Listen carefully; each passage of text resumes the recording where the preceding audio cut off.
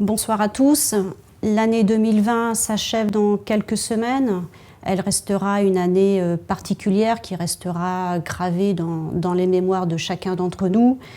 Une année où la Hague, solidaire et dynamique, a su s'adapter à la situation et je tiens vraiment à remercier toutes les personnes qui se sont mobilisées pour faire en sorte d'organiser la commune, que ce soit les associations, les agents, les élus, les habitants, pour essayer d'amener un quotidien à peu près normal. La collectivité a de son côté participé à ce soutien aux personnes les plus démunies et en difficulté, a su aussi accorder du soutien à ses commerces locaux dans la mesure de ses compétences. Nous avons depuis ces dernières semaines travaillé avec l'ensemble des élus et des services à l'écriture du projet de mandat. Un projet électoral que l'on a souhaité transformer en vrai projet de mandat avec un engagement que l'on avait pris sur une concertation forte. En début d'année, des ateliers thématiques nous permettront de prioriser les actions que l'on souhaitera mettre en place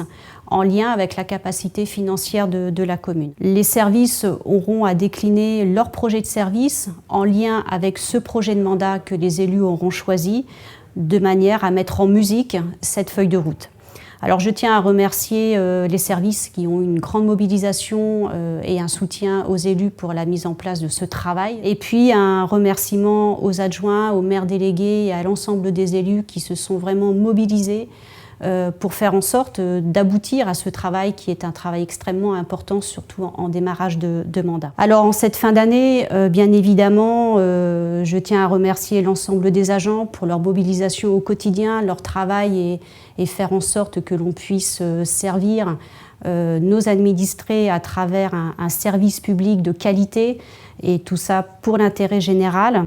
Je tiens à remercier en ces périodes de fête les agents de l'EHPAD, les agents du SIAD qui vont rester mobilisés auprès de nos résidents et qui sont bien évidemment touchés aussi par cette crise sanitaire puisque l'isolement est quand même quelque chose qui est très prégnant. Et je tiens vraiment à les remercier de cette mobilisation au quotidien et aux côtés des familles. Ces moments de fête, on pense aussi à toutes ces personnes qui sont isolées, donc une pensée très forte pour eux et à tous ceux qui ont malheureusement perdu un être cher cette année. Alors, nous n'aurons peut-être pas la capacité, en tout cas aujourd'hui, il n'est pas souhaité de faire des vœux en 2021 au niveau des collectivités. Nous trouverons un autre système, mais sachez que ces vœux vous seront malgré tout présentés. En attendant, je vous souhaite de très belles fêtes de fin d'année. Profitez de vos proches, prenez soin de vous, prenez soin des personnes qui vous entourent et à très bientôt.